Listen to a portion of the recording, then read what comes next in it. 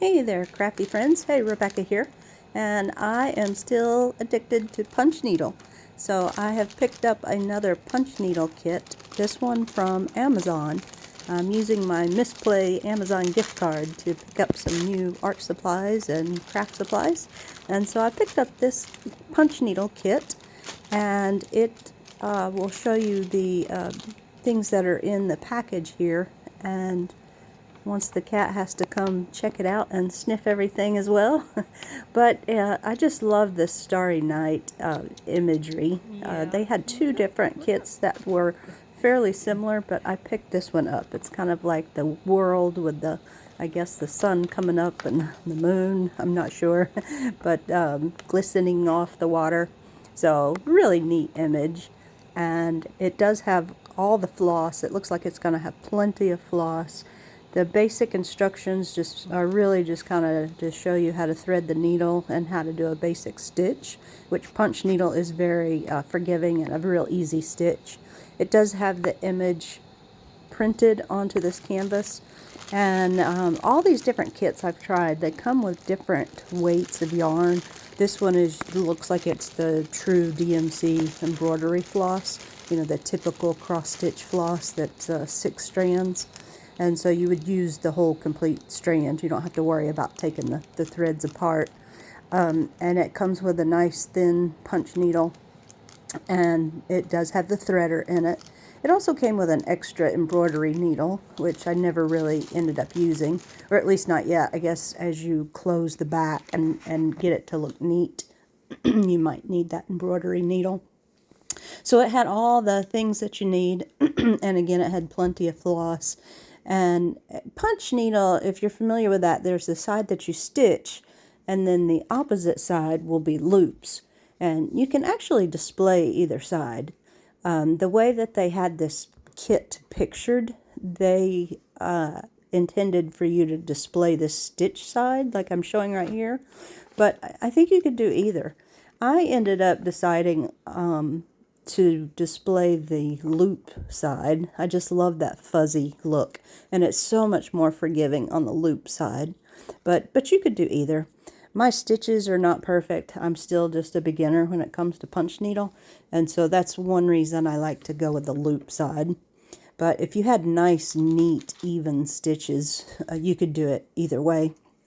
So here I just want to show you real quick how to thread these needles. The directions have you do it in 2 steps, but I've kind of simplified this. I've learned how to do it in 1 step. So you want the threader to go through the eye of the needle and then down the shaft. And if you're real careful, and once you kind of get your wire bent a little bit, then you'll be able to do this in 1 step. And so the wire is super thin, but it has a loop in it. So once you get it threaded through the shaft, then you can kind of pry that apart to show the loop and put your thread through it. It's super easy to thread these punch needles. And here I am going a little bit slower just so you can kind of see. The objective is you want your yarn to come up from the bottom and all the way out, but then it needs to go through that eye of the needle. And so they have you do it in a 2-step process, but if you're real careful, you can actually do it in just 1 step. And so here you can see me pulling it up slowly. It's coming up the shaft and out through the eye of the needle. And so super easy to thread, and then you're all ready to start stitching. So in this video I am going to show you some of my stitches. I'm about halfway done on this kit, but I do want to go ahead and show you some stitches. And for most of these here I will do kind of real time. And again, I am no expert. My stitches are still pretty wonky and uneven, but I think I tend to do stitches too short as well, but I feel like that helps fill in the loops better. Since I'm going to probably display this on the loop side, I end up putting stitches pretty close together, and then I end up coming back and filling in a lot of the gaps as well. So it's pretty forgiving here. You'll notice that my first stitches ended up coming out You just kind of run your finger over the canvas and get rid of the holes a little bit, and then you can start again. That first stitch is kind of the toughest one. And the hardest thing about punch needle is you have to keep it really close to your canvas, because if you end up pulling the needle up too far, then you're gonna get just a big gap in yarn, and you can tighten it up, but you risk everything coming back out that you've already stitched. So it's a little bit tricky. And if you can still hear my punch needle, you'll notice it's not the most quiet handwork either. It does make quite a bit of noise as you punch through your fabric. And all of these kits have had different types of fabric. This feels more like a canvas. You know, it's not as thick as like a drop canvas or painting canvas, but it's not thin like muslin either.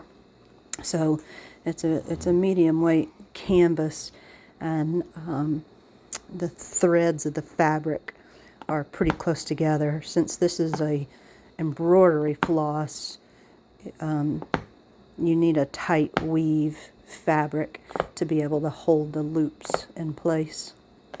But once you get going, it's very mesmerizing. You just follow the lines, and I tend to just move my hoop around as I go, and that way you're kind of stitching in the same direction the whole time.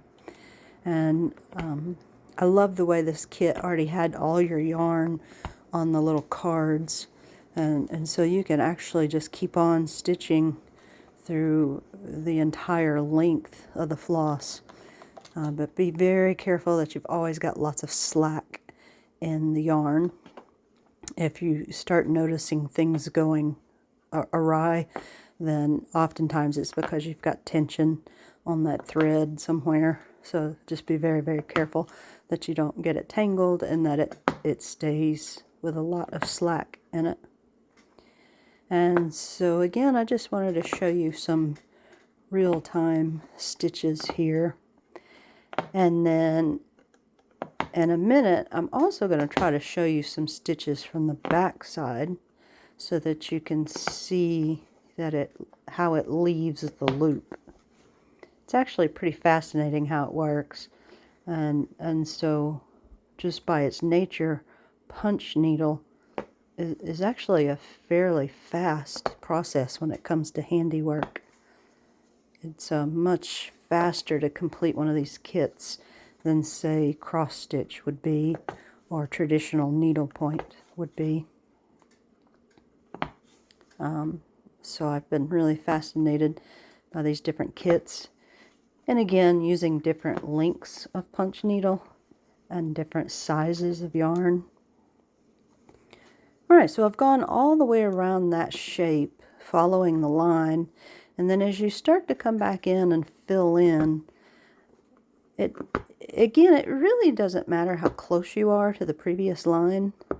Now, if this is going to be your display side, you want to keep it as neat as possible. But if you're intending on having the loops show to be the display side, then this is a lot more forgiving. And so you can come back and fill in gaps. And that's what I end up doing. I end up filling in the whole space, but then coming back and stitching it many times over to help fill in the loops. And so once I've got the shape filled in, I turn it around to see where I need more stitches, and then end up going over the whole shape really 2, maybe even 3 times. But ideally, again, you'd want to keep your stitches nice and even and overlapping like brickwork, so that it looks nice and neat from either side. Alright, and then here I did my best to show you what's going on underneath.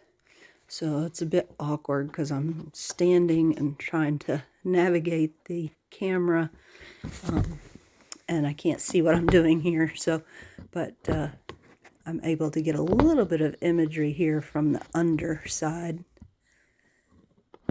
and it looks a little precarious. I did not poke myself. It looks like I got close, but I did not.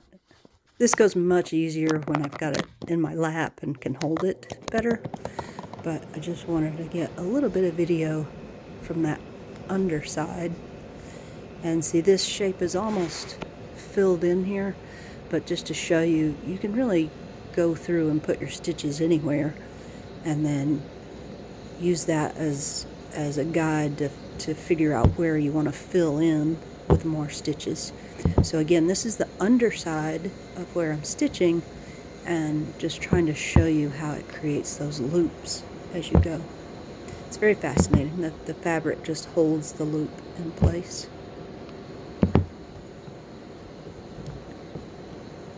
Alright, and then I will finish up with a little bit of video sped up, and then show you the final result at the end of the video. You'll be able to see both sides, and then you can figure out which side you like better to be the side that you display if you were going to hang this on a wall. So I will put the link to this kit down below. I did purchase this off of Amazon, and I will put the link. It is an affiliate link, so if you were to click on the link and buy something from Amazon, either this kit or really anything, then I would get a very small commission at no extra cost to you. So thanks so much for using affiliate links. And thank you so much for watching. Again, we'll finish up with a little bit sped up video, and then you'll be able to see the finished kit towards the end. So thanks so much for watching.